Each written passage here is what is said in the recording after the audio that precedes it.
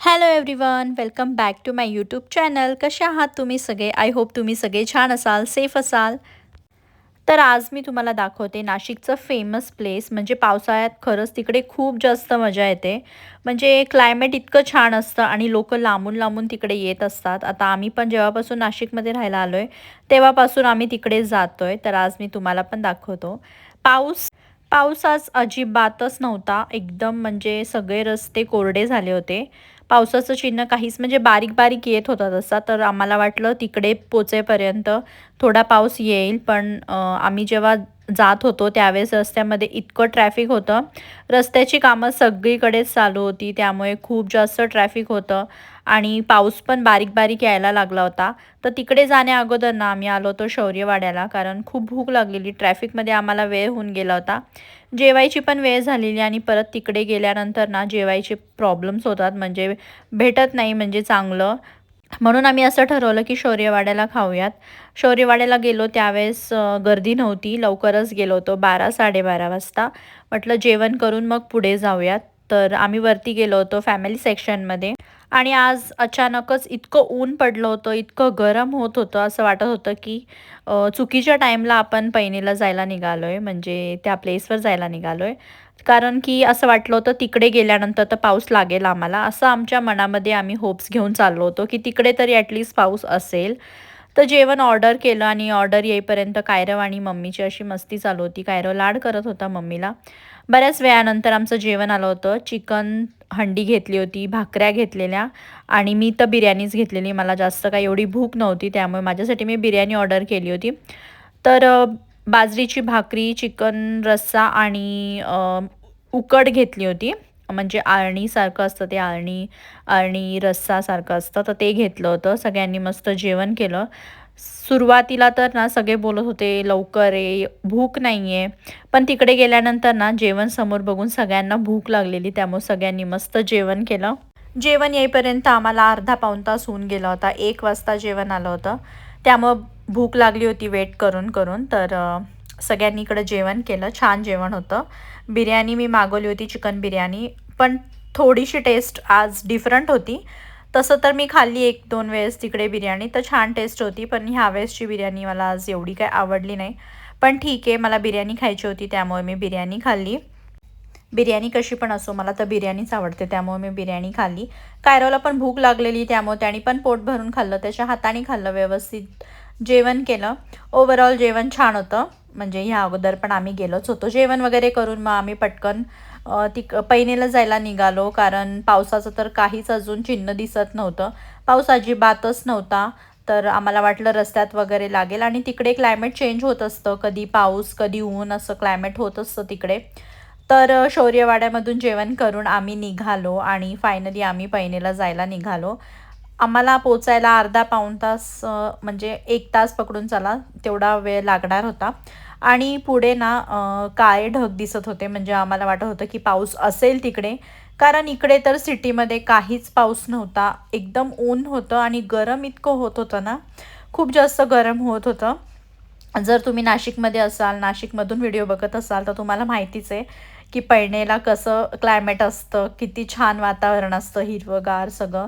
आता पुढे तुम्हाला व्हिडिओमध्ये दिसेलच की किती छान तिकडे, म्हणजे खूप सुंदर वाटतं असं. आणि असे उंच-उंच डोंगर, हिरवंगार सगळं, म्हणजे भाताची पेरणी, म्हणजे सॉरी, भात लावणी झालेली वगैरे. तर खूप छान असं वातावरण होतं. जाईपर्यंत तर आम्हाला काहीच पाऊस लागला नव्हता. तर जिकडे वॉटरफॉल वगैरे आहे, म्हणजे पुढे गेल्यानंतर, पैनेला गेल्यानंतर, तर तिकडे कदाचित पाऊस असेल असं आम्हाला वाटलं होतं. पण तिकडे पण काहीच पाऊस नव्हता.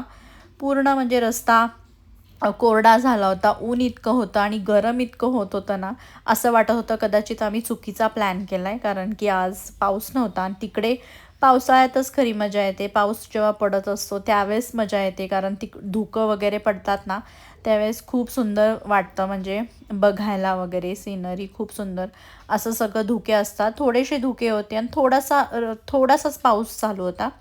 गर्दी झाली होती. तेच लोकं आले होते. कदाचित ते पण आमच्यासारखेच होप्स घेऊन आले असतील, की कदाचित पुढे गेल्यानंतर पाऊस असेल, पाऊस असेल. पण पाऊस अजिबातच नव्हता. पूर्ण म्हणजे पाणी जिकडे साचायला पाहिजे होतं, जिथे म्हणजे छोटे छोटे असे धबधबे सारखे असतात ना, तिकडे अजिबातच पाणी नव्हतं. खूपच कमी पाणी होतं. पण तरी पण असं एक छोटंसं जिथून असं पाणी येत होतं, म्हणजे पाणी साचलं होतं. तिकडे स्पॉट बघून आम्ही म्हणजे तिथे बरेच लोक बसले होते, मग पाण्यामध्ये खेळत होते. त्यामुळं आम्ही असा विचार केला की आपण इथे जाऊया, तिथे गर्दी पण कमी आहे. कारण मेन जो नेकलेस वॉटरफॉल आहे तर तिकडे फार गर्दी असते आणि ते खूप आतमध्ये चालत जावं लागतं. त्यामुळे आम्ही तिकडे काही गेलो नाही. येताना जायचा प्लॅन केला होता, कारण थोडंफार आता आलो आहे तर म्हटलं थोडं जाऊन येऊयात. पण इकडे पण ना खूप दगडं टोचत होती, पाणी तर जास्त नव्हतं. त्यामुळे आम्ही असा विचार केला की थोडं पुढे जाऊयात, कारण की मागच्या वर्षी जेव्हा मी आणि कुणाल आम्ही दोघंच आलो होतो ना, म्हणजे कायरो, मी, कुणाल, तर त्यावेळेस आम्ही एका स्पॉटवर थांबलो होतो, जिकडे ना असं म्हणजे पाणी वगैरे काही नव्हतं, पण छान असं मस्त फोटोज वगैरे काढायला छान स्पॉट होता.